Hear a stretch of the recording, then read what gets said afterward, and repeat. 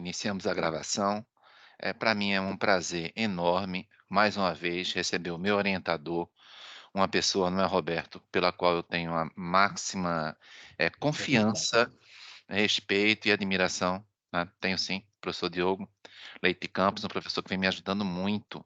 Em todas essas lives tem um pouquinho do professor Diogo, com certeza, ou muito, né, porque é alguém que vem realmente me ajudando. Quer dizer, não é um professor apenas por ter muito mais conhecimento do que eu, mas é também meu professor, porque é uma pessoa que colabora, que ajuda, né, eu sou muito grato a ele por tudo que ele vem fazendo nesses últimos anos.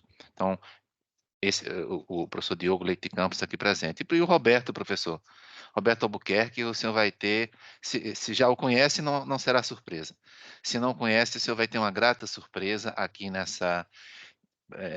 verdade, nessa emenda constitucional que vem sofrendo várias tentativas, digamos assim, de projetos de lei, de regulamentação, e veja que não são, digamos assim, isso aqui é só a exposição de motivos de um projeto de lei, não é verdade? De um projeto de lei, não é fácil. Então ele conhece, está acompanhando isso nos grupos de trabalho ativamente, já deu uma brilhante aula na minha turma de graduação, o pessoal adorou, Roberto. Uma pena, Roberto, que com certeza, o pessoal gostou demais de você.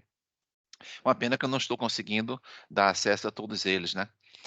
Quando vocês começarem a falar, eu vou continuar tentando, né. Então, o Roberto é uma pessoa que conhece bastante aí, e aí eu estou colocando esse embate, né, alguém que está acompanhando para e passo todo o trabalho que vem sendo desenvolvido com relação à construção desses projetos de lei de regulamentação da emenda constitucional 32 de dezembro do ano passado, que trata basicamente, do IVA, né, a gente chama aqui de IBS, Imposto sobre Bens e Serviços, CBS, uma contribuição sobre bens e serviços, um imposto seletivo e alguns fundos também.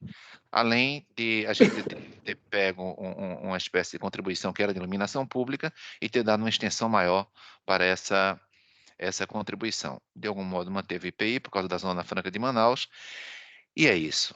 E para mim vai ser uma grata surpresa, digamos assim, se digamos, se vocês aderirem ao nosso PIBIC, exatamente, o nosso Programa de Iniciação Científica.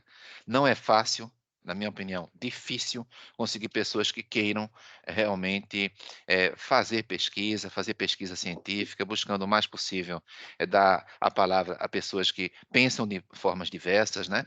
Porque contraditório para mim é isso, contraditório não é apenas dar ao outro o direito de falar, mas é sobretudo dar ao outro o direito de ser ouvido, né? Então, é essa a tônica do nosso grupo de pesquisa, política e tributação, e nós estamos com 6 vagas para o PIBIC. Então, quem puder nos ajudar a comunicar, o grupo política e tributação, aspectos processuais e materiais, está aí com 6 vagas. Existe uma bolsa simbólica, que a universidade paga, realmente é uma bolsa simbólica, e nesse nosso cartaz nós temos um número também, um número para retirada de dúvidas. Eu vou dizer aqui o número, vai ficar gravado também, porque realmente nós precisamos ter isso com alguma velocidade. É o 9988-67-220. Repetindo, 9988-67-220. Qualquer dúvida que se tenha a respeito do nosso grupo de pesquisa, junto ao PIPIC, Programa de Iniciação Científica, uma moça, uma pessoa que vai tentar retirar essas dúvidas. Eu peço que quem participa da universidade, tá aí o José, nos ajude nessa empreitada, não é? Porque a gente vai partir na nossa conversa de hoje, claro, primeiro com a apresentação, com uma pergunta. Uma pergunta. Normalmente as pesquisas têm uma pergunta inicial. A pergunta inicial é: olha, o IVA não é uma novidade, né? A gente está aqui com o coordenador, o professor Diogo, da Lei Geral, do grupo que formou a Lei Geral Tributária Portuguesa. Olha aí, o Alberto também, lá da universidade. Comunica, Alberto, nosso PIBIC. Então, estamos aí com o professor Diogo Bem-vindo. Campos, que foi o coordenador da Lei Geral Tributária Portuguesa. E estamos também com o Roberto Albuquerque, que é uma pessoa extremamente ativa no que diz respeito aos grupos de trabalho na confecção da legislação complementar à emenda constitucional. E aí, é possível ou desejável fazer uma harmonização da legislação tributária, pelo mundo? Na Europa, o Brasil, de algum modo, deveria adotar como modelo, o modelo europeu, claro, escoimado já por toda a experiência que ele vem passando. Isso seria possível? Será que as peculiaridades do Brasil afastam o Brasil desse modelo já existente, por ser uma federação, por exemplo? E aí, é possível um modelo mais ou menos harmônico de tributação no mundo? É desejável ou isso não é desejável? De algum modo, é por isso que passa a nossa pesquisa no PIBIC. Professor, Diogo, muito obrigado pela presença. Roberto, muito obrigado pela presença. Todos vocês, não é, Zé Neto? Muito obrigado pela presença. E aí, Roberto, embora eu tenha absoluta consciência de que você é brilhante, né, eu vou primeiro passar a palavra para o professor, se me permite, não é, para que ele faça a apresentação, se é que alguém já não o conhece, né, se é que tem aqui alguém que não conheça, o professor Diogo Leite de Campos. Professor, com a palavra, por favor. Muito obrigado. Muito obrigado. Só uma palavra muito rápida. Eu sou professor catedrático, neste momento jubilado da Faculdade de Direito de Coimbra, e sou professor catedrático da Universidade Autónoma de Lisboa. Sou doutor duas vezes em Direito, uma por Coimbra, outra por Paris, e uma vez em Economia por Paris, e tenho diversos mestrados. Eu tenho ensinado mais ou menos todos os ramos do direito que há, com exceção do direito criminal, mas tenho-me concentrado em 4 cadeiras: família, sucessões, direitos da pessoa e direito tributário, direito fiscal. Em Portugal, presidi o grupo que elaborou a Lei Geral Tributária. No fim de contas, fui eu que a fiz com o conselho sempre esclarecido dos outros membros do grupo, e depois tenho feito diversos diplomas sobre impostos, como, por exemplo, os impostos e a securitização de créditos, os impostos de alocação financeira, arrendamento mercantil, etc. E tenho tido contacto com muitos países, nomeadamente com o Brasil e com muitos outros. Eu depois faço um pequeno relato disso. Muitos outros sobre matérias tributárias. A Lei Geral Tributária Portuguesa foi adotada em todos os países africanos de língua portuguesa, com sucesso, com sucesso. E a criação de sistemas fiscais autónomos em Angola, Moçambique, Cabo Verde, São Tomé e Príncipe e Guiné teve o apoio de juristas portugueses, porque até aí vigorava o antigo regime colonial, digamos assim. Vigorava o regime português. Depois esse regime foi ajustado às necessidades de cada país. Pronto. É esta a minha vida, e passo a palavra, cheio de curiosidade e de interesse, ao professor Roberto Albuquerque. Se o professor Hélio Orei me dá licença. Eu ia usar para fazer as coisas aqui, enquanto eu assisto isso aqui. Tá só ligado. Acho que tem um áudio vazando de algum colega. Ah, perfeito. De início, muito boa tarde. E gostaria de saudar o professor Diego Leite de Campos, professor Diogo. Tenho um carinho, um absoluto respeito e admiração pelo trabalho do senhor, professor Diogo. No meu mestrado e no meu doutorado, eu sempre tentei utilizar como referência as obras do senhor e faço diversas citações, tanto na dissertação quanto na tese. Né?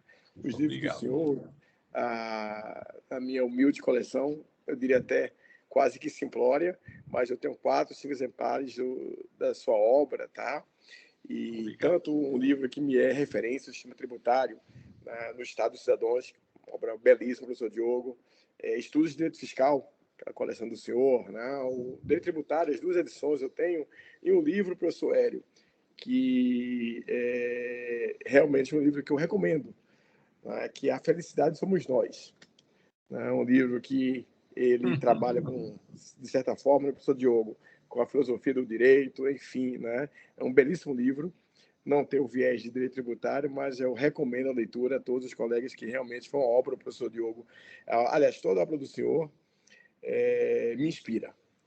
E realmente é uma alegria, uma honra enorme estar aqui com o senhor hoje.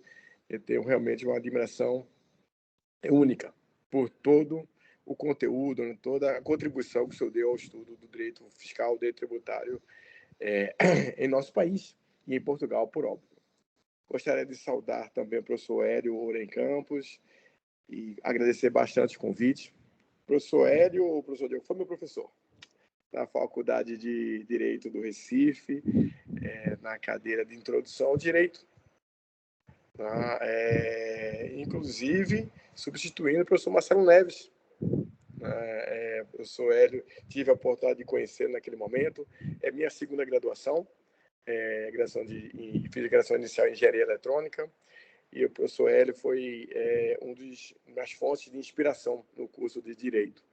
Então, para mim, o professor Hélio é não apenas uma referência profissional, mas uma referência também, professor Diogo, pessoal. Tenho uma admiração, um respeito também enormes para o professor Hélio, por toda a sua dedicação à pesquisa, em especial a pesquisa em direito tributário da nossa cidade, né, professor Hélio? Nós temos a tradição, a Escola do Recife, o professor Diogo, com o professor Souto Malborges, enfim, grandes tributaristas que tivemos aqui, e estamos sempre querendo manter viva, né, essa escola de direito tributário na nossa cidade, nas nossas instituições. Então, professor Hélio, muito obrigado novamente pelo convite. Me sinto extremamente feliz e honrado em participar, né, de mais um encontro do grupo na Tributação e Justiça, que é um grupo extremamente profícuo, extremamente ativo, e eu diria, professor Hélio, talvez o mais ativo aqui em Pernambuco em pesquisas em matéria tributária. Professor, de alguma breve apresentação minha, né, que eu quero, além de tudo, escutá-lo. Eu sou mestre, doutor em Direito, aqui pela Universidade Federal de Pernambuco. Dividi com o professor Hélio meu anseio de fazer meu pós-doc. Infelizmente, meus companheiros profissionais não permitem, mas eu já prometi a mim mesmo, que em 2026, quero me dedicar um ano sabático para fazer meu pós-doc. Tenho vários planos, vários projetos nesse sentido.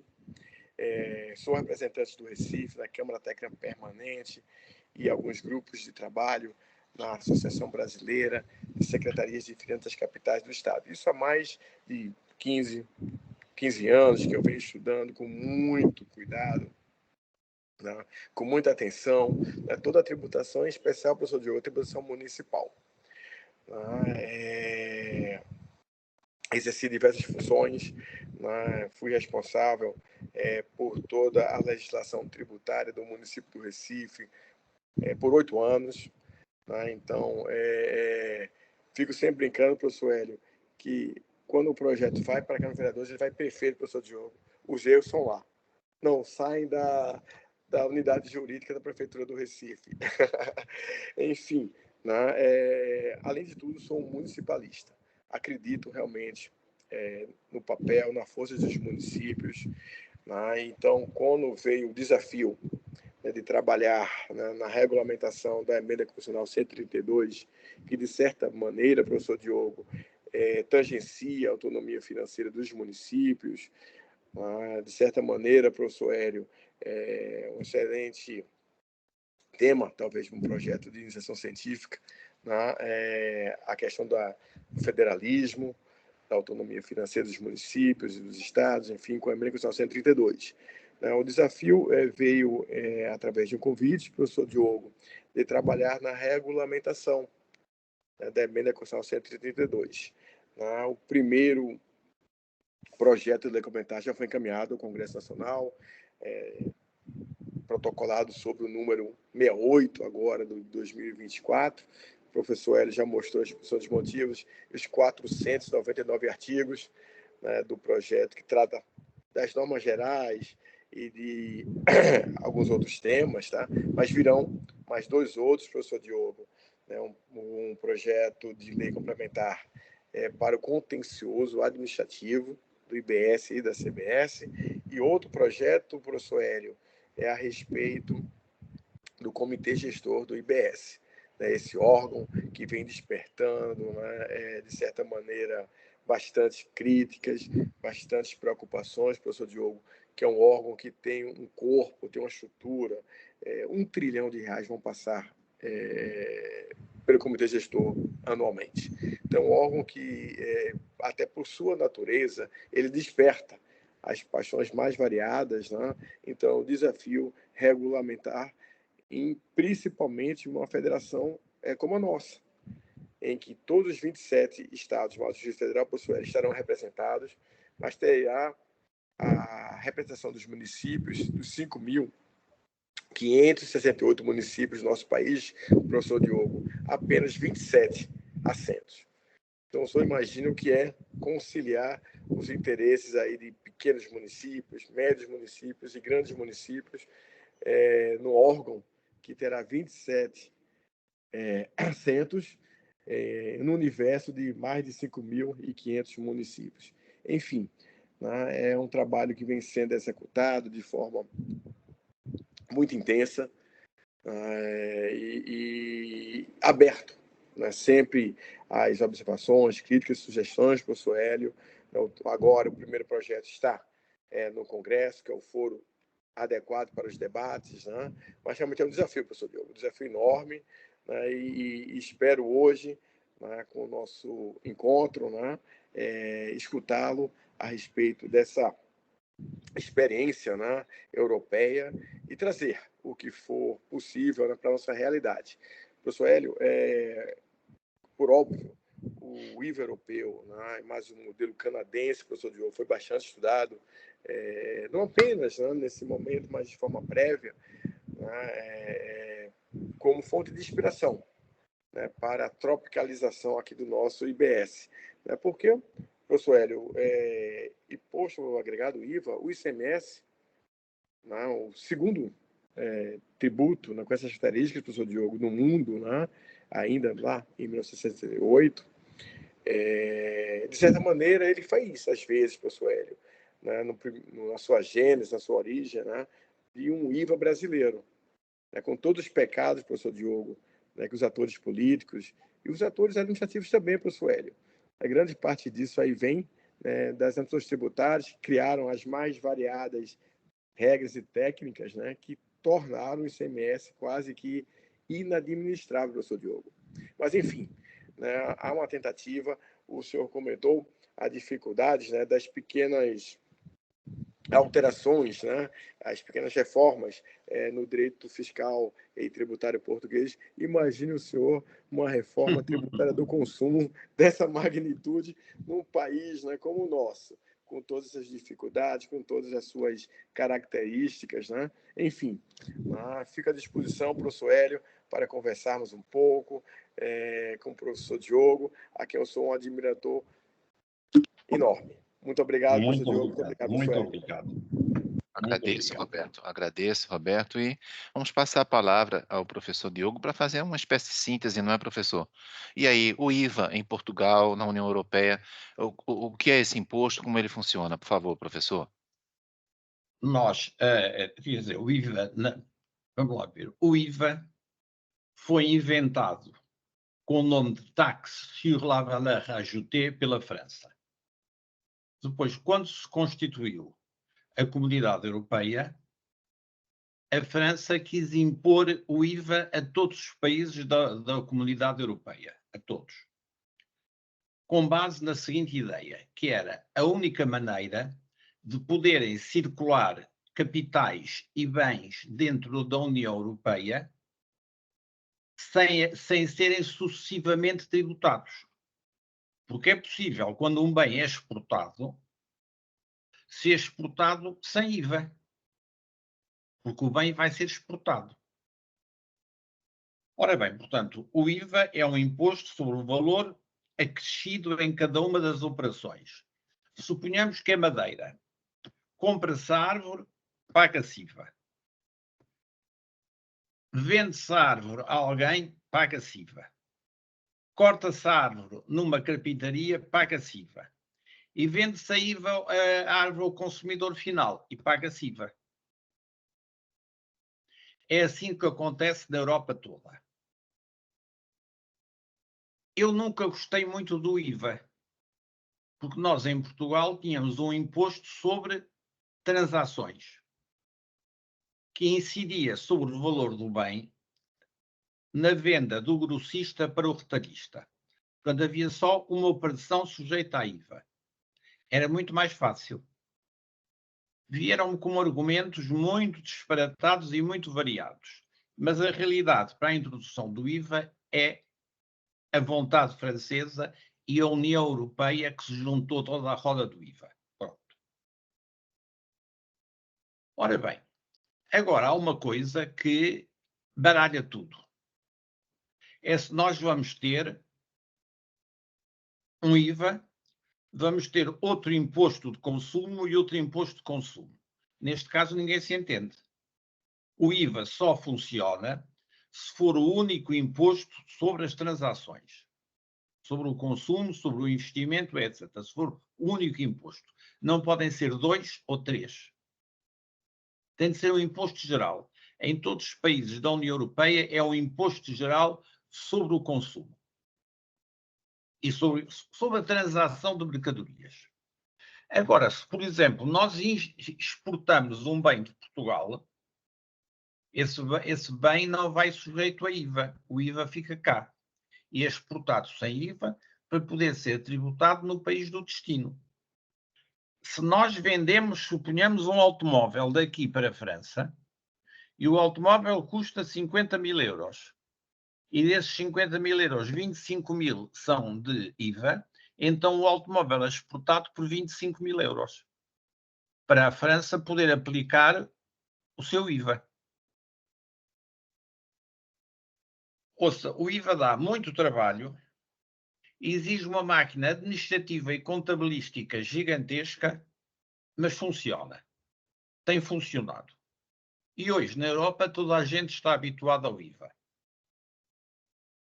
Qual é a vantagem de haver um imposto comum?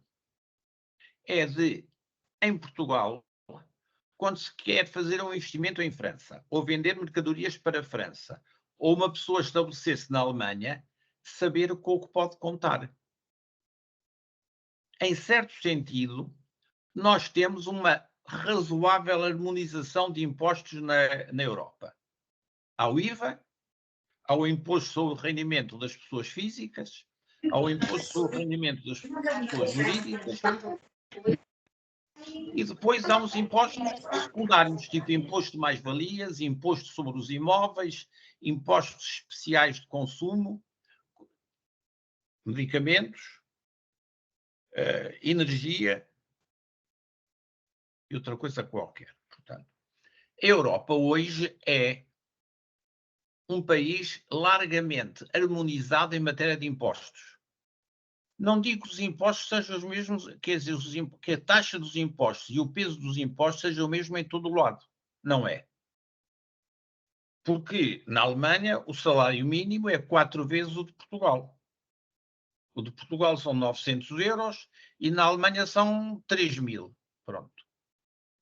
Isto aqui exige que se pense o imposto de maneira diferente. Portanto, não vai haver tão cedo uma unificação de impostos na União Europeia, no sentido de uma pessoa pagar o mesmo imposto em Portugal ou em França. Hoje, os impostos que pagam em Portugal e em França têm o mesmo nome e são calculados mais ou menos da mesma maneira, mas são adaptados ao respectivo país. E eu acho que a União Europeia pode servir de exemplo, porque a União Europeia tem 500 milhões de pessoas e tem 3 ou 4 das maiores economias do mundo. Eu lembro a Alemanha. A Alemanha que tem o Estado Federal, tem os Estados e depois tem os municípios. E tem esse sistema de impostos e tudo funciona muitíssimo bem. A Alemanha, estão a ver. Depois, quando foram exportados os impostos portugueses, são impostos europeus, para os países da África, pegou-se no essencial, pegou-se na estrutura e adaptou-se a matéria coletável e as taxas às necessidades locais. Pronto. Isto aqui, o que é que eu quero dizer com isto? Quero dizer que eu não vejo que o Brasil tenha dificuldades legítimas, naturais, para implantar um sistema fiscal moderno. A Alemanha não teve, a França não teve, a Itália não teve, a Espanha, que também é quase um país federal, não teve. Porque é que o Brasil há de ter? Depois vamos ver o seguinte. A tendência na Europa é para fazer leis tributárias sucintas e condensadas. Depois, infelizmente ou felizmente, vão-se introduzindo modificações, mas depois da lei entrar em vigor. E o que é que se faz? Faz normalmente primeiro a lei de cada imposto e só depois é que se faz a teoria geral. Em direito civil, nós temos no Código Civil o direito das coisas, o direito de família, o direito de sucessões e o direito das obrigações. Temos lá muito chapadinho. E depois temos a cúpula, que é a teoria geral do direito civil. Portanto, nós cá em Portugal e nos países europeus, como por exemplo Espanha, fizemos a Lei Geral Tributária depois de ter o sistema consolidado. A Lei Geral Tributária não foi destruir nada. Foi unicamente fixar princípios comuns para as pessoas se entenderem. Os princípios de supervisão, de controle, de judiciais, etc., no IVA, são os mesmos do que em outro imposto qualquer. Pronto. Depois, como é que têm sido feitas as reformas cá em Portugal? Chama-se um sujeito, e diz: olha, eu preciso que você me faça o código tal. E ele diz: sim, senhor, vou fazer o código tal.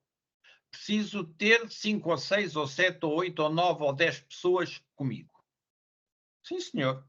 Quanto tempo demora? 6 meses. E ao fim dos 6 meses apresenta o projeto que vai à Assembleia da República e é aprovado sem discussão. Mas nós somos um país de 10 milhões de habitantes.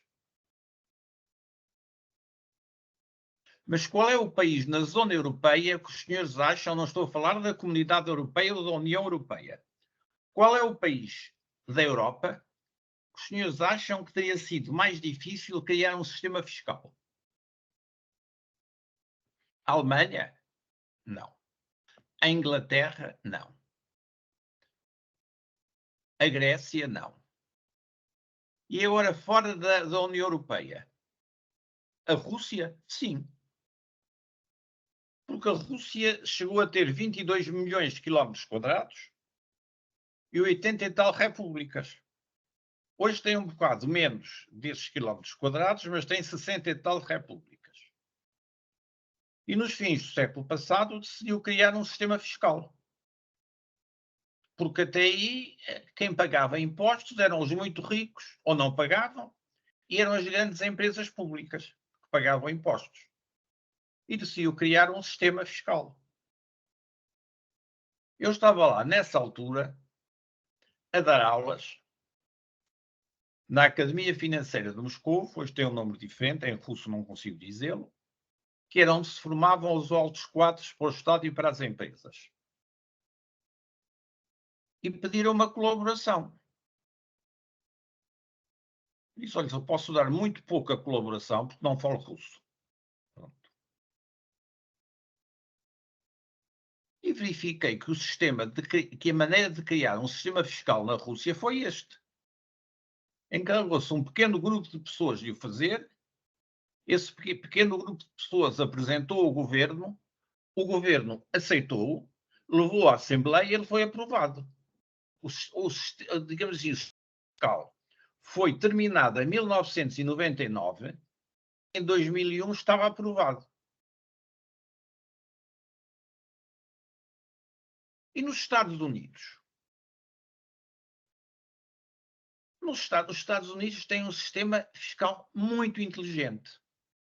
Porque, como sabem, seguramente melhor do que eu, porque, como sabem, na Europa dá-se pouca importância aos Estados Unidos. À cultura estadunidense e o direito estadunidense dá-se pouca importância. Mas os Estados Unidos têm um sistema de impostos baseado em alguns impostos sobre o rendimento, o imposto de transações, que é um imposto estadual, e um imposto fundiário, que também é fundamentalmente estadual.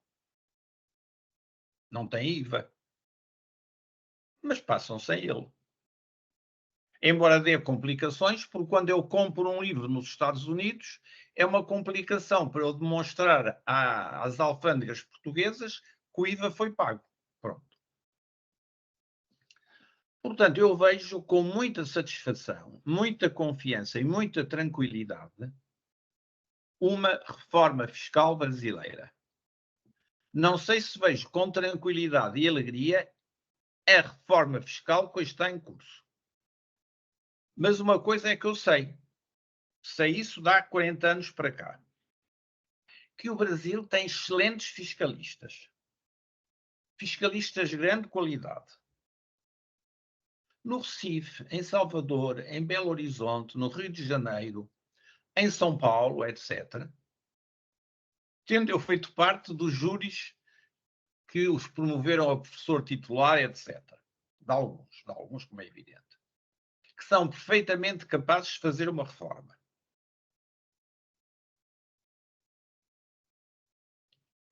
Mas que reforma é que eles devem fazer? Eu diria que era uma reforma com o conteúdo, com a estrutura de um sistema fiscal moderno. IVA, imposto sobre o rendimento das pessoas coletivas, imposto sobre o rendimento das pessoas singulares ou pessoas físicas, imposto de mais-valias e depois pouco mais do que isso. De maneira que eu estou convicto e esperançado que em breve haja no Brasil uma reforma fiscal e uma excelente reforma fiscal. O Brasil é um país muito rico. O Brasil está muito inserido no comércio internacional. O Brasil tem cidadãos seus por todo o mundo e cidadãos de todo o mundo no Brasil. De maneira que convém que o Brasil tenha um sistema fiscal que o Brasil entenda e que os outros entendam. Que é uma maneira de se inserir melhor nos circuitos internacionais de mercadoria e capitais. E o sistema que hoje está a ganhar em quase todos os sítios é o sistema europeu. É o que é aceito em África, em diversos países asiáticos, na Europa toda ou quase toda. Portanto, meus amigos, eu espero em breve poder ler. Eu já li o texto que o professor Hélio me mandou. Mas aquilo ainda não é a reforma fiscal. Aquilo é um primeiro passo para uma reforma fiscal. E eu espero em breve ver uma reforma fiscal inteligente, humana, bem feita, como é próprio dos brasileiros. E como outros países, até a Rússia, fizeram. Isto é só uma introdução, pronto. Agora vou ouvir o muito que o professor Roberto Albuquerque pode dizer.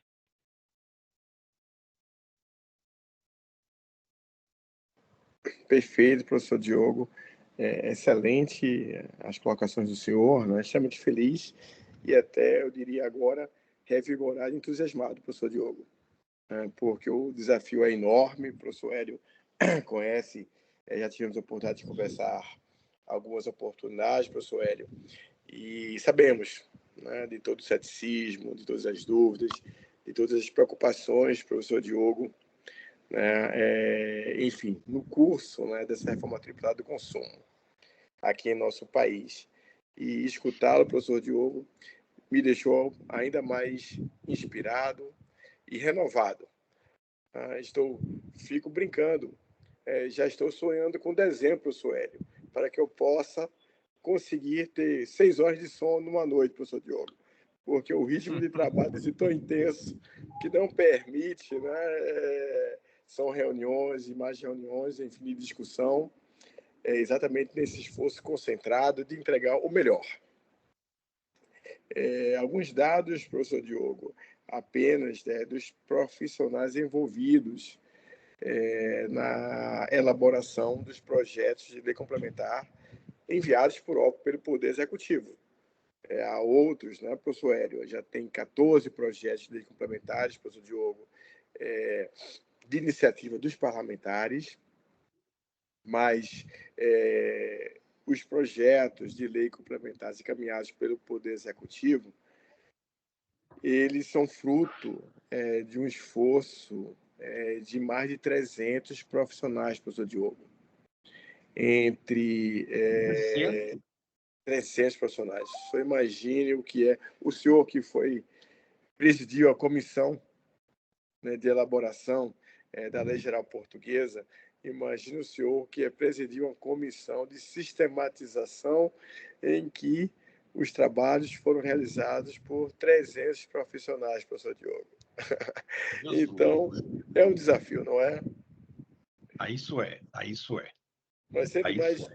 Deixa eu esclarecer um pouco melhor, professor Diogo. Na realidade, o senhor tem as camadas e as reuniões da comissão de sistematização possuem 8, 10 representantes. Representantes da União, representantes dos estados e representantes dos municípios, a partir dos textos elaborados, né, por procuradores, auditores, enfim, profissionais da área tributária que vêm se envolvendo, cientistas políticos, inclusive, professor Diogo, todos envolvidos na elaboração dos projetos de lei complementar em nosso país. Mas, de fato, agradeço bastante, professor, as suas colocações, e o desafio é grande, mas eu acredito que possamos, sim, entregar, né, uma reforma tributária do consumo que seja adequada à realidade de hoje, vendo um mundo digital, uma indústria 4.0 e com um modelo de administração, professor Diogo, que seja realmente muito, eu diria, amigável, né, para o contribuinte, para o cidadão. Sem dúvida. A preocupação são com as empresas, são com as famílias, enfim, né, por trás de um portal que seja o mais simples possível para empresas e famílias. Toda a construção é nossa do fisco, né, para, enfim, deixar, né, o IBS, a CBS, mais simples possíveis de operar. Mas, professor Diogo, nesse momento eu gostaria de conversar com o senhor algumas características que temos aqui no nosso modelo já colocado no Congresso, em comparação, em cotejo, com o que o senhor tem em Portugal, com o que o senhor tem na Europa, de toda a experiência que o senhor tem em direito tributário internacional. Uma das primeiras preocupações, professor Diogo, que eu possuo, professor Hélio, já tivemos a oportunidade de conversar um pouco, foi sobre o princípio da neutralidade do IVA, professor Diogo. Que o senhor muito bem colocou, o IVA, que é a TVA francesa, lá em 1960 e algo, na década de 60 do século passado, não é isso? Foi criado com o propósito de propiciar uma receita tributária, professor, com o mínimo de impacto na economia. Sabemos que um tributo neutro é impossível. Todo tributo tem seu impacto, tem sua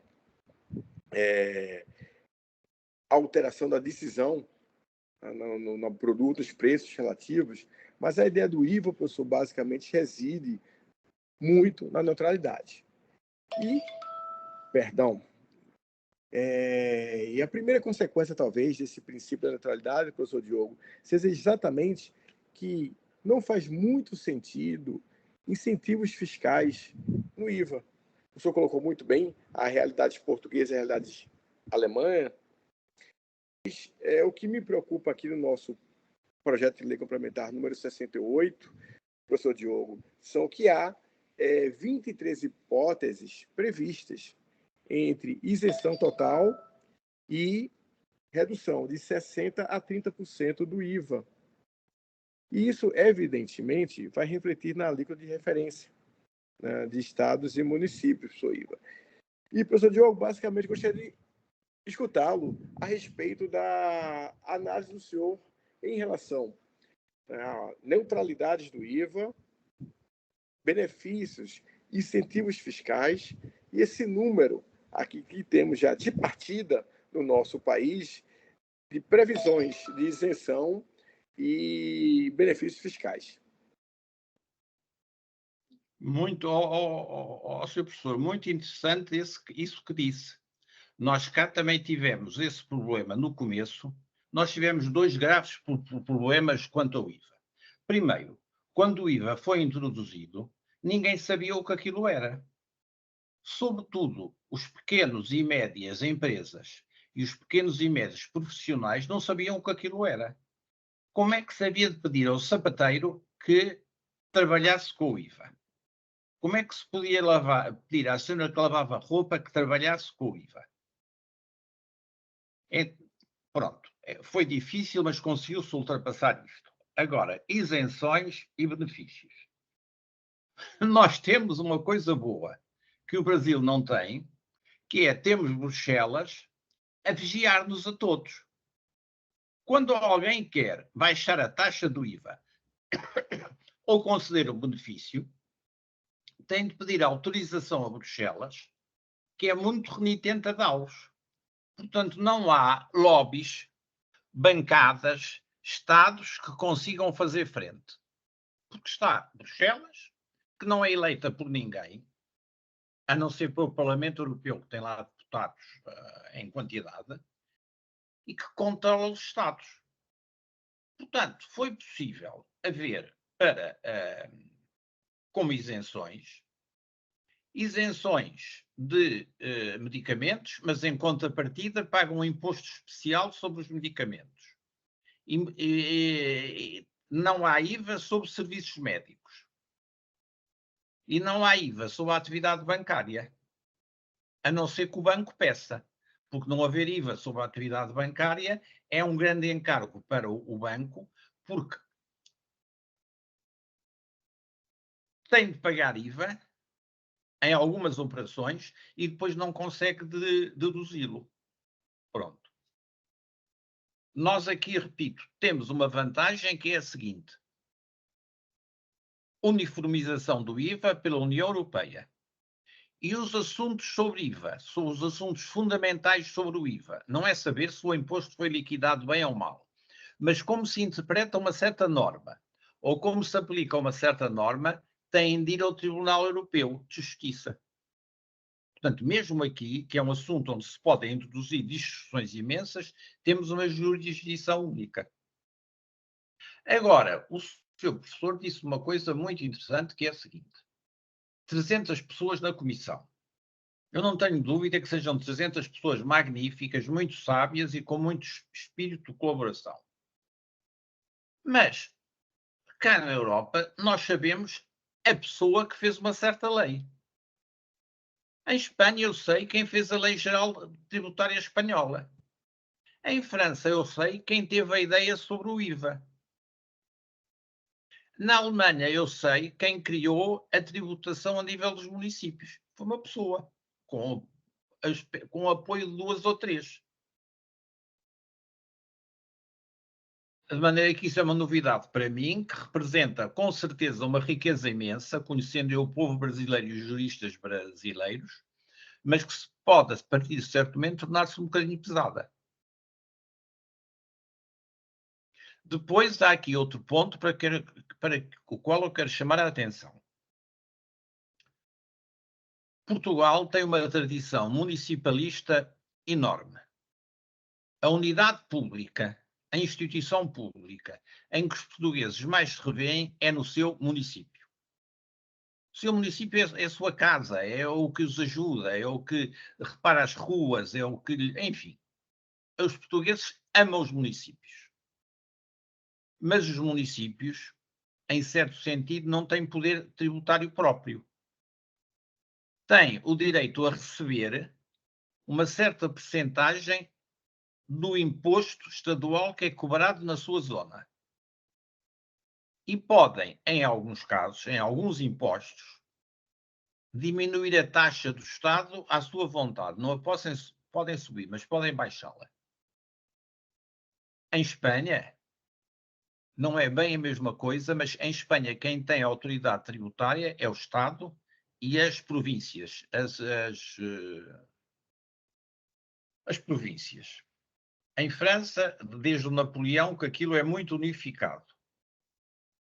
E na Alemanha, com as tendências autoritárias do centro alemão, também o direito dos Estados e dos municípios criarem impostos é limitado. Em Portugal temos uma instituição que pode entre aspas, ter autoridade tributária própria, que são as regiões autónomas da Madeira e dos Açores, mas dentro de limites muito estreitos. Podem baixar a taxa de alguns impostos estaduais, em virtude de estarem muito longe do continente e isso representar um encargo, mas não podem eliminar impostos nem subi-los. Isto é, cá na Europa, uma vantagem que há. Não há tanta desconcentração como no Brasil. Embora eu repito, eu e os portugueses somos municipalistas convencidos. Nós amamos primeiro o nosso município e só depois o nosso país. Quando se pergunta a alguém, de onde é que você é? Ele diz, olha, eu sou de Coimbra, sou de Freixo Espada à Cinta. É o nosso município que nós amamos. Mas isto, olhem... Mas, portanto, no Brasil, pelo que eu entendi, ainda estamos no prazo, digamos assim, a construir o arcabouço. E ainda não temos ideias claras sobre como vamos construir o arcabouço. É que reparem uma coisa. Em todos os países que eu conheço, o Ministro da Fazenda não percebe nada de impostos. Como possivelmente percebe pouco de orçamento. Como possivelmente percebe pouco de contabilidade pública. É um homem de ideias gerais. Portanto, ele não vai fornecer critérios políticos a quem vai fazer os impostos. Tem de ser as pessoas que vão fazer os impostos que têm de apresentar os seus critérios políticos. É uma democracia liberal, é preciso apoiar os mais desfavorecidos, o imposto tem de ser progressivo e assim no género. Pronto. Portanto, os grandes corpos de lei cá na Europa, não é só em Portugal, em Espanha, em França, na Alemanha, etc., são feitos por pessoas. E assim conseguem ir mais depressa.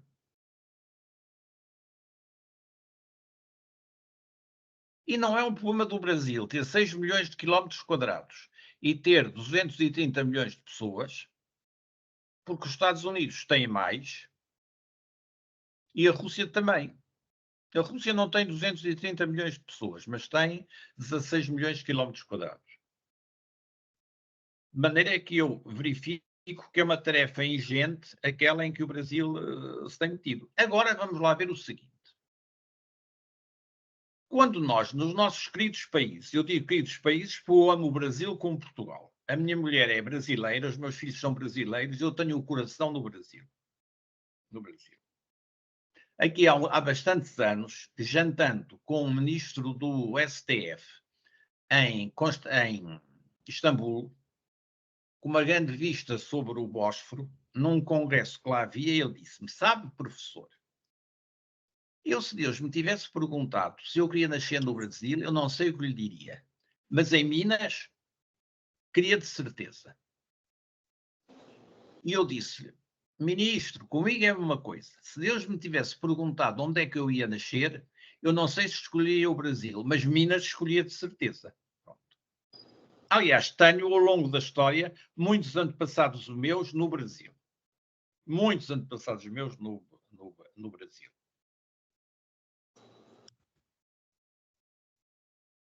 Julgo que vai ser um desafio, que é um desafio extraordinário, que vai que vai dar muito alimento à inteligência e à capacidade dos magníficos juristas que o Brasil tem. Mas vamos ver o seguinte, sem querer desprezar ninguém. O Brasil, quando quer comprar computadores, importa dos Estados Unidos. Se quer comprar aviões militares, da França ou dos Estados Unidos. Se quer importar livros de filosofia, importa-os da Alemanha ou da Inglaterra. Se quer importar vinho ou cortiça, importa-os de Portugal. E ninguém fica desdourado, ninguém fica humilhado por estar a usar um computador estrangeiro. O meu aqui é o Hewlett Packard. Pronto. Podia ser outra coisa qualquer. Eu acho que é de muita prudência e de muita inteligência, procurar dos modelos estrangeiros aquele que nos convém mais, que é o que todos fazem. Ninguém faz de maneira diferente. Eu, quando fiz a Lei Geral Tributária, li o Código Tributário Nacional Brasileiro, li a Lei Geral Tributária Espanhola e li as leis gerais dos países todos, nomeadamente da Alemanha. E não tenho vergonha de dizer que alguns dos artigos foram inspirados por esses. Portugal fez recentemente, aliás, quem fez foi um colega meu da Universidade de Lisboa, uma lei sobre os tribunais administrativos e o processo nos tribunais administrativos. Inspirou-se dos alemães. Quando os alemães souberam que havia esta regra, vieram cá, uma delegação, esteve a estudar esse diploma com os autores e, ao voltarem para a Alemanha, propuseram alterações à lei alemã de acordo com a lei portuguesa. Nós queremos adquirir a melhor tecnologia de máquinas, devemos adquirir também a melhor tecnologia de impostos. Ajuda-nos muito. Nós não vamos conseguir inventar grande coisa. O que vamos conseguir é dizer o que os outros já disseram, mas de uma maneira que nos seja mais familiar, que nos seja adequada. Espero que seja isto o que os autores da reforma brasileira estejam a fazer. Eu diria que tinham de ver o que se fez nos Estados Unidos, o que se fez na Rússia, o que se fez na Alemanha e o que se fez em França. E já agora, por questão de língua, podem vir também cá a Portugal. Pronto. Não há países mais ciosos da sua independência, da sua autonomia, da sua grande posição no mundo, do que os países africanos de língua portuguesa. A maior parte das leis deles, sobretudo sobre aspectos muito técnicos, são vindas de Portugal. A minha lei sobre a securitização vigora lá, etc. Agora, sobre família, que é uma coisa muito própria a cada país, a lei é deles. Eles introduziram lá o Código Civil português, menos o direito da família. Isto não é atitude de país de segunda ordem, é atitude de país inteligente, que se ama a si próprio. Nós vamos buscar aos japoneses as técnicas de construir barcos. Será que ficamos diminuídos? Não. Mas, reparem uma coisa, eu digo-vos de verdade, do fundo do coração, que tenho a maior admiração pelos juristas brasileiros. Então, em fiscalistas, conheço alguns perfeitamente extraordinários. De todos os estados brasileiros. Julgo que eles vão fazer isso. Vão ver o que é que podem aproveitar nos direitos estrangeiros. E uma coisa que julgo que eles deviam aproveitar era um único imposto de transações, o IVA, com o mínimo de isenções ou de benefícios. Porque senão caímos na história dos guarda-chuvas. Conhecem a história dos guarda-chuvas? Conhecem, pronto. Eu não conto. E a história dos guarda-chuvas é a coisa que pior pode acontecer a alguém. Aliás, é uma anedota comum cá em Portugal. Quando alguém pensa em introduzir uma alteração numa lei, há logo uma pergunta. Nós estamos a cair na história dos guarda-chuvas? Pronto. Professor, diga aí qual é a história dos guarda-chuvas, né? É que soubessem. Olha, passou-se num país da América Central, que eu não sei qual é, que era uma baralhada de impostos que ninguém se entendia. Ninguém se entendia os impostos que havia, etc, etc, etc, etc. E então houve uma pessoa inteligente lá no Parlamento que disse: vamos criar um imposto que toda a gente entende. Neste país chove muito. De maneira que vamos criar um imposto sobre os guarda-chuvas e acabou. Aplaudiram de pé. No dia seguinte apareceu alguém lá no Parlamento a dizer: mas nós esquecemos que devíamos trazer o benefício para as senhoras. É evidente, as senhoras têm de ser, baixaram o imposto para as senhoras. E para os mais velhos, baixaram o imposto para os mais velhos. Mas há mais velhos que andam e mais velhos que andam em cadeira de rodas. Distinguiram. Depois foram tratar dos estrangeiros. Os estrangeiros tinham de pagar um bocado mais de imposto. E ao fim de 15 dias de alterações e de levar em conta situações concretas, tiveram de acabar com o imposto sobre os guarda-chuvas, porque era tão complicado como os impostos tinham antes. Porque há sempre alguém que merece um benefício. Há sempre alguém que merece uma ajuda. E sabem a quem é que isto beneficia no fim de contas? Adivinhem, aos advogados. Eu escrevi agora um artigo, enfim, pelo que isso vale, dizendo que era preciso, em matéria fiscal, restituir o poder ao povo, restituir, pôr a democracia em funcionamento. Porque a ideia do imposto nos fins do século XVIII, XIX, dos parlamentos, a ideia de...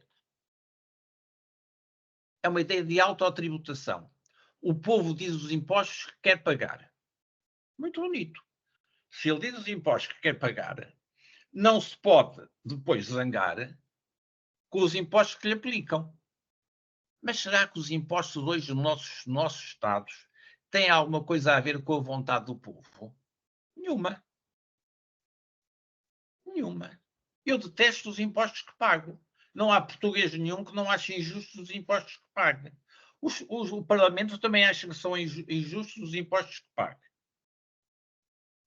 Os partidos políticos, todos cá em Portugal, acham que são injustos os impostos que se pagam. Mas eles continuam-se a pagar. E o que é que eu proponho? Que seja os cidadãos que decidam os impostos e esses impostos depois sejam pagos por eles sem intermediações. E a única maneira de fazer isso é como se faz na Itália, com parametrização dos impostos. As pequenas e médias empresas e as pequenas e médias atividades profissionais liberais não são tributados pelo rendimento. São tributados por rendimentos presumidos com base em índices externos. Superfície do escritório. Quantos empregados? Quanto se gasta de eletricidade? Quanto se gasta de água? Isso é o que faz na Itália. Na Itália, 92% das empresas recebem, no fim de cada ano, uma notazinha a dizer vai pagar tanto. Eles já sabiam que era isso que iam pagar. Uma vez estive numa reunião de fiscalistas sobre o IVA, num país maravilhoso que é a Hungria e em Budapeste. E o que é que nos animou? Animou-nos a discussão entre italianos e franceses que não se podem ver. De maneira que os franceses diziam, os italianos diziam, nós é que fizemos as coisas boas. Porque na Itália é tudo com base num pressuposto físico, detetável. E os franceses disseram que vocês não são capazes de fazer de outra maneira diferente. Vocês nunca entenderam os impostos. E os italianos diziam, quem nunca entendeu os impostos são vocês. Querem explorar o povo. Zangaram-se.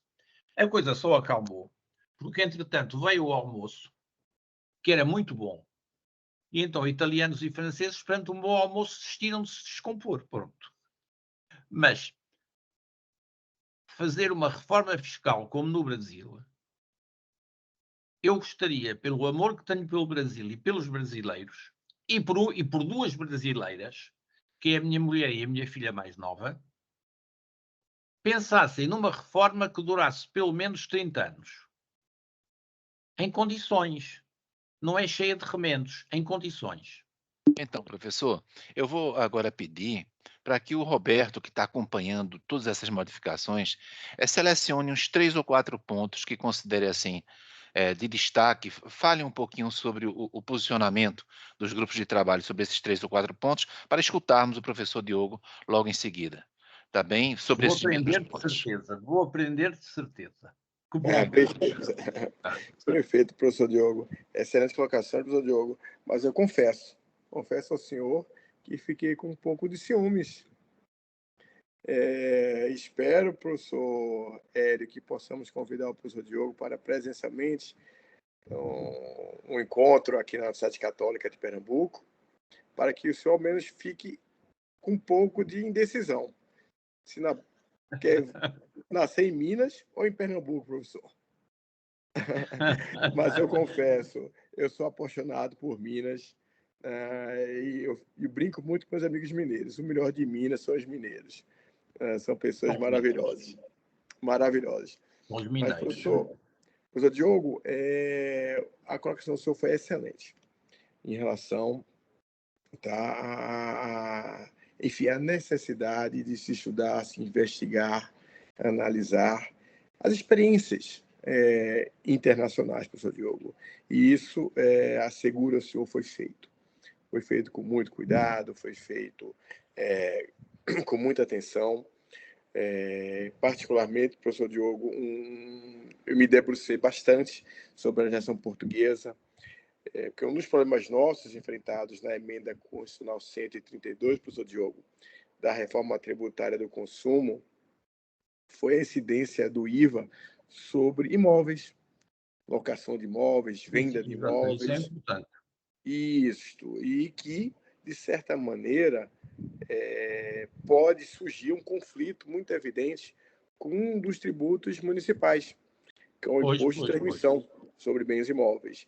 Eu fui buscar, para sensibilizar a comissão de sistematização, exatamente o exemplo português, né, em que os senhores, em Portugal, não tributam do IVA, salvo engano, a venda de imóveis, exatamente porque é um imposto municipal. Municipal. É o Imposto Municipal de Transações, o IMT, antigamente chamado CISA. Isto. Só que, e como o doutor viu, tem uma taxa baixinha. Tem uma taxa de 6%, salvo erro.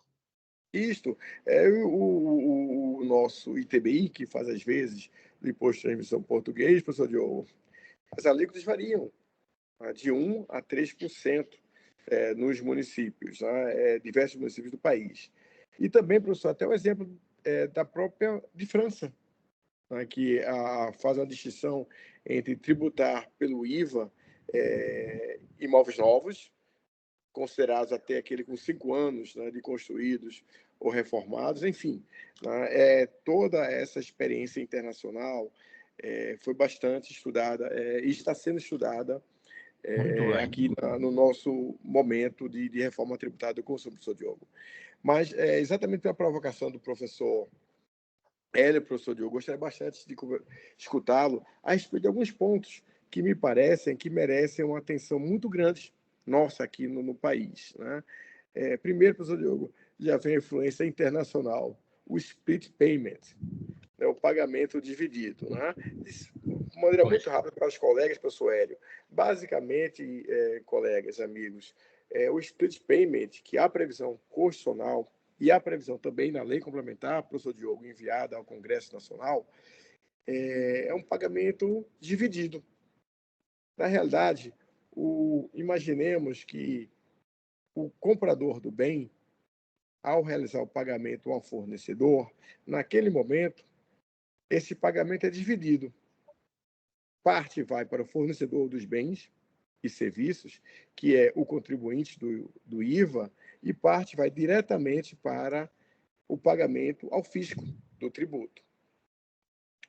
E isso, professor Diogo, vem, de certa maneira, um estudo que eu tive acesso e confesso, professor Diogo, que deve haver estudos mais recentes da União Europeia a respeito até do problema da sonegação do IVA na Europa, né, que atingia valores, professor Hélio, da ordem de 160, 160 bilhões de euros ao ano, que representaria um percentual de 14%, 15% do total devido de IVA na Europa.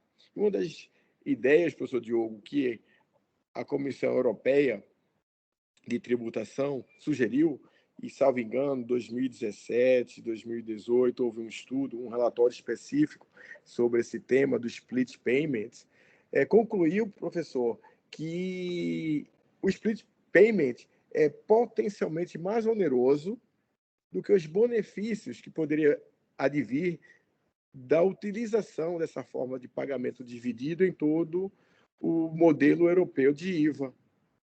Isso me preocupou um pouco, professor Diogo. Houve, claro, o senhor tem notícia que a Itália, Romênia, República Tcheca, enfim, acredito que a Bulgária e Polônia também implementaram o split payment em seus respectivos países. Na Romênia, salvo engano, ela foi levada a revogar a legislação porque feriria uma diretiva do IVA. Enfim, este modelo, professor Diogo, como o senhor vê, é um modelo do split payment que, sim, deve ser adotado em nosso país. Claro, com algumas características, talvez segmentado para alguns contribuintes, ou então de forma voluntária, que me parece que não é esta a redação indicada no projeto de lei complementar. Enfim, gostaria de escutá-lo sobre a experiência europeia do pagamento dividido, e se o senhor acha interessante a adoção deste modelo aqui na nossa reforma tributária do consumo. Professor Hélio, o senhor acha interessante outros questionamentos ou o professor Diogo, enfim? Eu pediria, se o professor Diogo concordar, que você fizesse, Roberto, uns 3 ou 4 pontos na Perfeito. sequência, aí depois passasse a palavra para o professor. Pode ser assim, professor? Perfeitamente, perfeitamente. Excelente, professor, excelente. O outro ponto, professor Diogo, na realidade, o senhor, de certa maneira, de passagem já alertou, é em relação à tributação de serviços e operações financeiras em Portugal e na Europa, professor Diogo. O nosso modelo aqui do IBS e da CBS, professor Diogo, prevê a tributação total do IVA das operações de serviços financeiros. Inclusive do próprio spread, professor Diogo, das operações. Isso com todo, eu diria, o desafio de você identificar a operação, o destino da tributação, etc, etc, etc.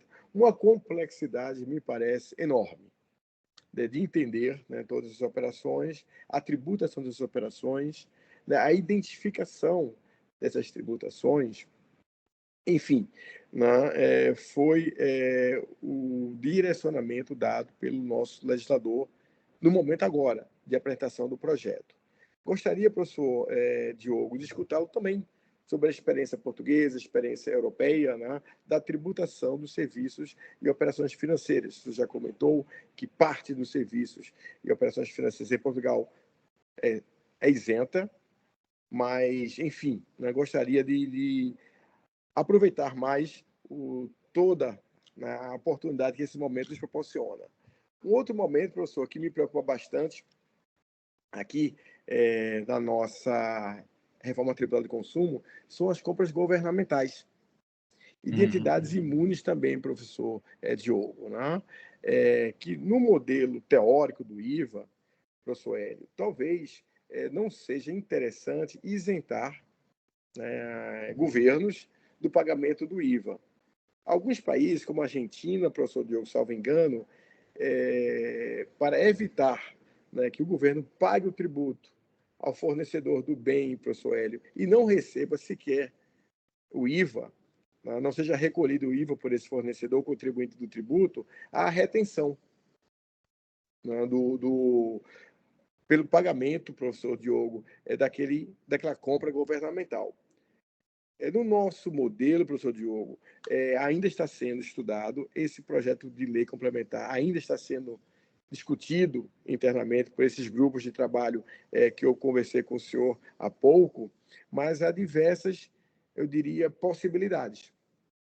Desde a isenção total, como alíquotas reduzidas ou alíquotas próximas a alíquotas praticadas hoje, nas compras governamentais de estados e municípios, que o grande comprador do nosso país, professor Hélio, são os municípios.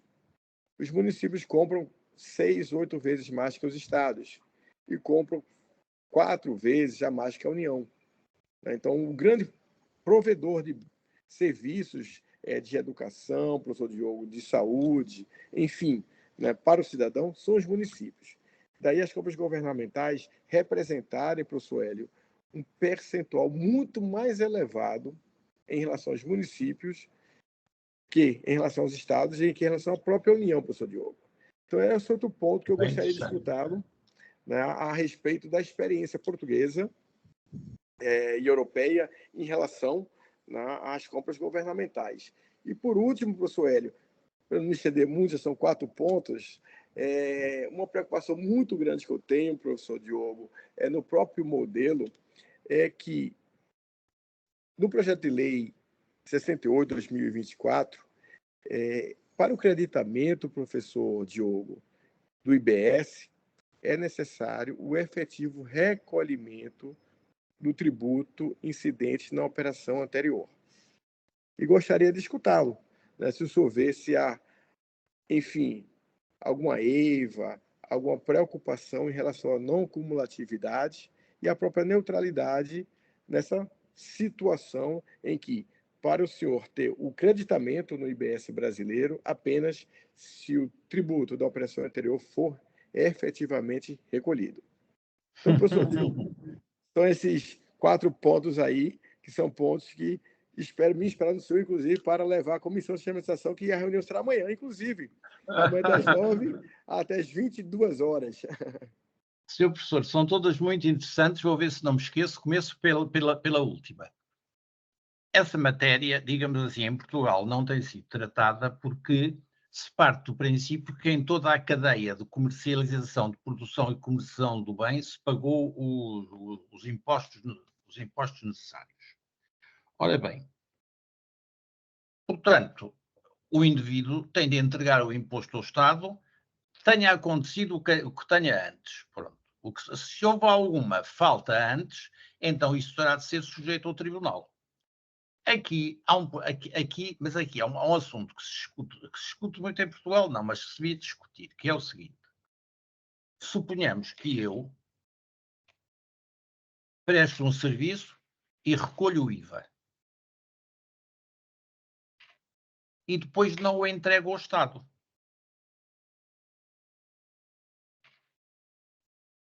O Ministério Público vem dizer que isto é abuso de confiança, porque eu recebia um dinheiro que não era meu, era para o Estado. E eu digo, não é verdade. Esse dinheiro era-me devido como credor. Só que é que eu depois devia pagar ao Estado. Mas não era entregar aquele dinheiro, era outro qualquer. Se eu não tivesse recebido, suponhamos o seguinte, se eu não tivesse recebido IVA, apesar disso, eu devia entregá-lo ao Estado. Porque aqui há 2 relações jurídicas. Do vendedor para comigo, que me entrega aquilo que me é devido, e deu que entrega ao Estado, o que é devido ao Estado.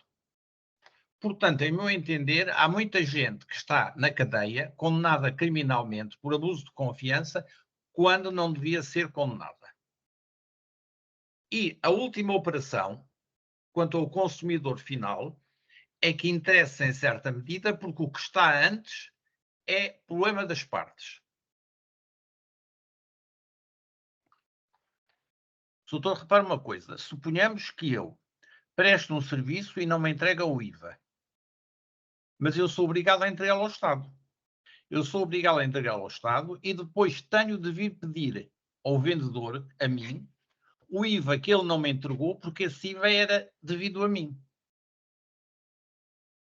Eu tenho de entregar ao Estado de qualquer maneira, mas posso depois exigir aquele. Isto significa o quê? Que o dinheiro que ele me deu, ou não me deu, era um dinheiro para mim, não era para o Estado. Porque se fosse para o Estado, eu dizia ao Estado, olha, agora exija o IVA daquele do vendedor. Portanto, há umas dezenas de pessoas presos nas penitenciárias portuguesas que não deviam estar. Pronto. Agora, voltemos para o começo. O problema da habitação é um problema sério em Portugal, como é na Europa toda. Porque as casas, sobretudo em Lisboa e Porto, têm subido enormemente de preço. Porquê? Porque são procuradas cada vez mais por compradores de países ricos, que não se importam de dar por um apartamento em Lisboa o dobro do preço que daria um português. Porque no país deles custa 4 vezes mais. Então, o que é que este governo tem em projeto? Não sei se pode ir mais longe do que isto, porque não tem dinheiro. É o seguinte, é isentar de IVA os materiais para a construção de casas para pessoas necessitadas ou gente jovem. Só assim. Mantendo-se o IMT. Mantendo-se o IMT. Porque o peso maior não é o IMT, é o IVA sobre os materiais de construção, sobre o trabalho de construção, sobre as máquinas, sobre tudo. É o que se está a pensar cá em Portugal e o que se está a pensar também em Espanha. Eu estou a falar pelo menos de Espanha, que é uma coisa que nós conhecemos aqui bastante bem. Agora, doutora, havia mais duas no meio. Eu lembro-me bem da primeira e da última, mas das do meio confesso que já não me lembro. Quais eram elas? Perfeito, professor Diogo. O pagamento ao Estado. Isso. Isso cá em Portugal paga-se, quer dizer, o Estado, os municípios, etc., pagam IVA e acabou. Porque, no fim de contas, vai-lhes entrar no bolso. Pronto. É uma receita que depois vai parar ao bolso deles. Talvez fosse desnecessário e estúpido, mas pagam.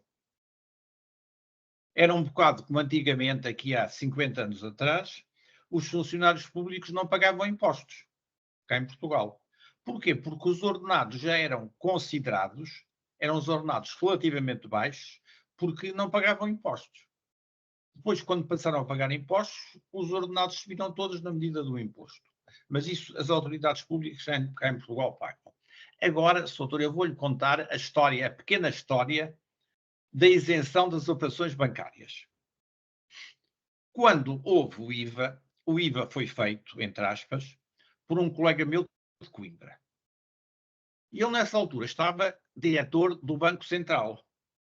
E ele telefonou-me e disse-me: Diogo, o que é que tu pensas quanto à tributação das operações bancárias? E eu digo: não se metam nessa.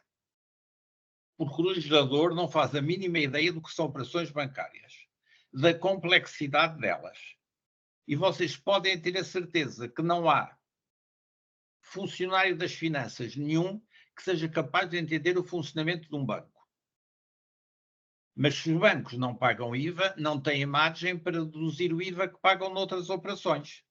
Olha, têm de diminuir os preços a esse nível, pronto.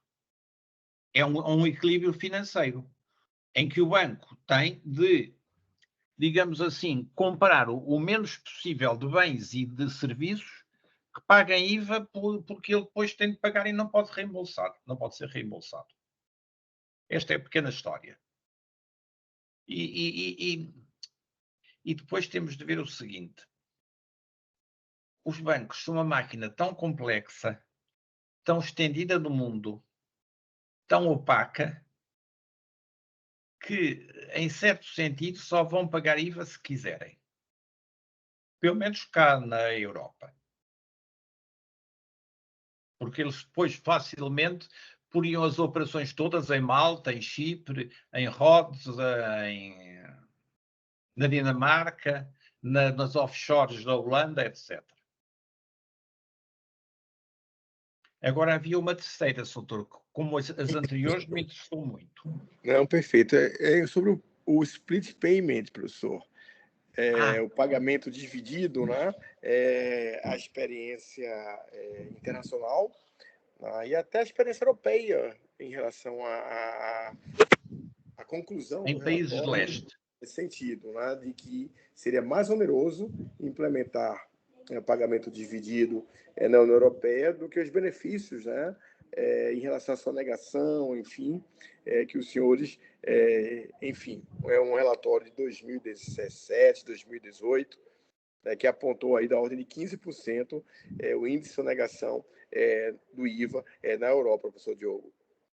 Eu, quando era advogado, doutor, estava, por dever de ofício, ao corrente dos sistemas de sonegação, que são perfeitamente possíveis, porque é um imposto em cascata,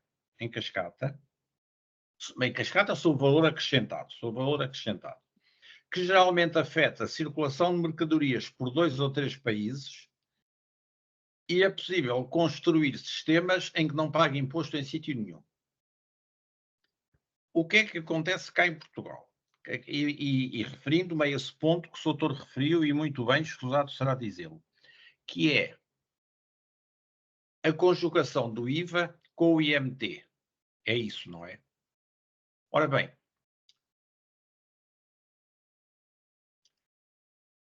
qual é a vantagem do IMT?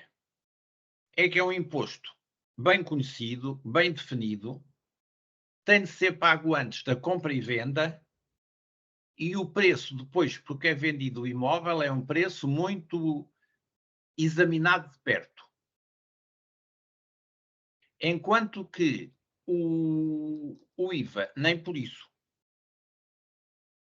O IVA é o IVA sobre as máquinas, o IVA sobre os utensílios, o IVA sobre o salário dos homens e tudo isso, que é fácil disfarçar isso. É fácil disfarçar isso. Aliás, em matéria de construção civil, os dois campos em que há mais fuga ou IVA é em matéria de construção civil e de produção eletrónica. Software, sobretudo, é uma coisa desconhecida, IVA. Hoje, o que o governo está a tentar, como se fez em Espanha, nomeadamente na região de Barcelona, é diminuir o IVA ou acabar com o IVA nos materiais de construção para certas classes populacionais ou jovens, que a União Europeia deixa, porque o problema da habitação é um problema europeu geral. É na Alemanha, em França, em Espanha, em Portugal, em todos os lados. De maneira que julgo que se vai manter o IMT e vai-se diminuir ou reduzir o IVA para jovens e necessitados. Como, aliás, é reduzido o IVA no caso de trabalhos de recuperação e reconstrução das casas. Aí temos aceitar, a União Europeia tem-nos aceitado algumas aventuras nessa matéria. Mas os governos detestam renunciar a impostos claros, evidentes, que se recebem sempre e que não há dificuldades, como seja o IMT. Isto, doutor, dá para nós ficarmos a falar, e eu teria muito gosto nisso, uma semana inteira. Eu, em julho, vou passar 2 semanas ao Brasil. Quem sabe se eu não consigo dar um salto até o Recife. E ir ao Parrachachá ou ao restaurante Leite. Em ambos, professor, em ambos, né, professor Hélio? Já convida. Em ambos. Eu adoro a cozinha brasileira. E gosto imenso do Recife. Isso. Tive o ano passado ouvidor-geral de Pernambuco no século XVIII. Professor. Morreu lá, de maneira que deve estar num dos cemitérios do Recife. Professor Diogo, tenho que confessar também uma questão pessoal. Meus avós, por parte de papai, são da cidade do Porto. Que maravilha de cidade. E eu brinco muito com meus amigos portugueses, que eu sou um dos poucos brasileiros com ascendência portuguesa que ainda não pediu a cidadania. De tanto amar o Brasil. Fico pensando nos meus filhos, etc., nas oportunidades, enfim, né?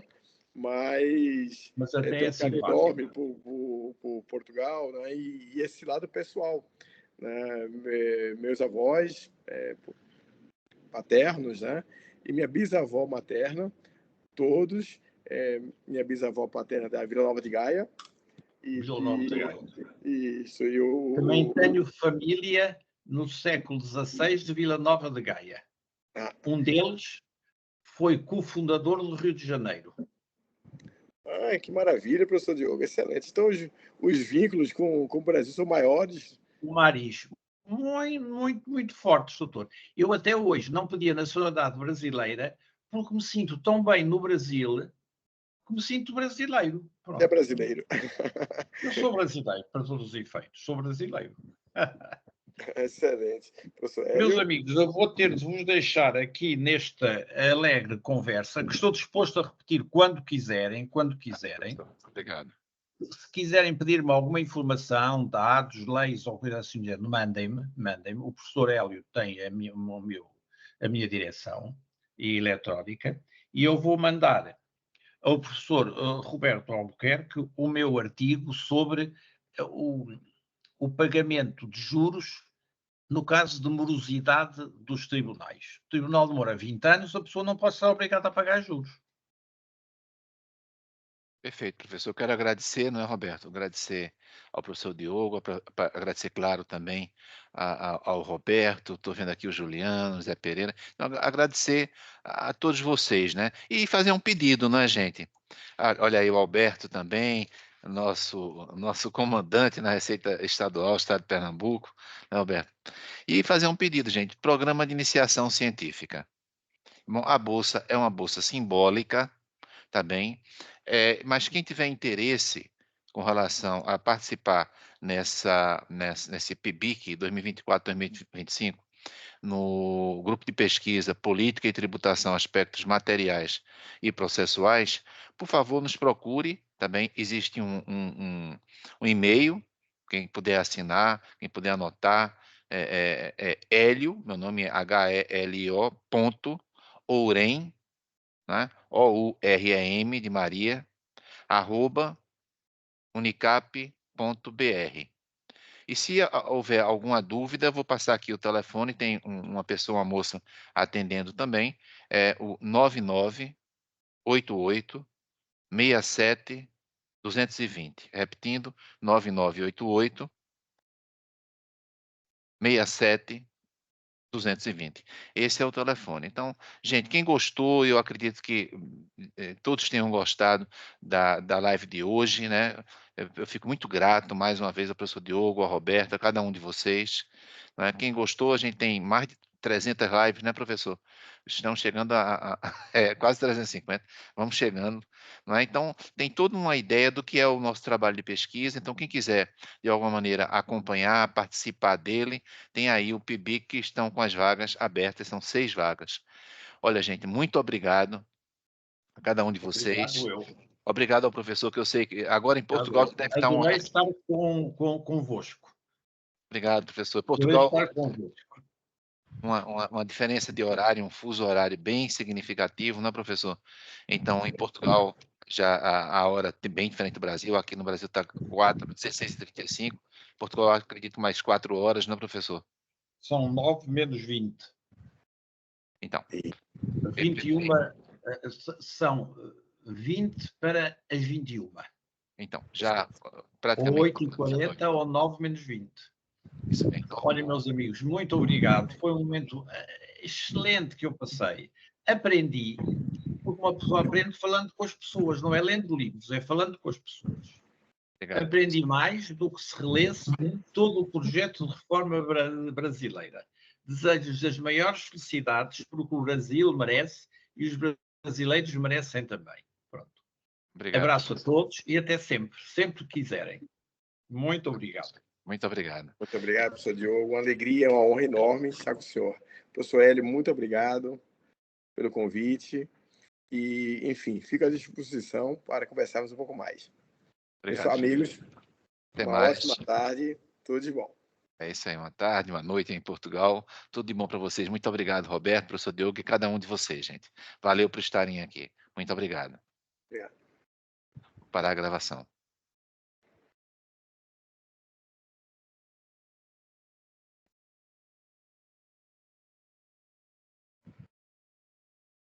Parei.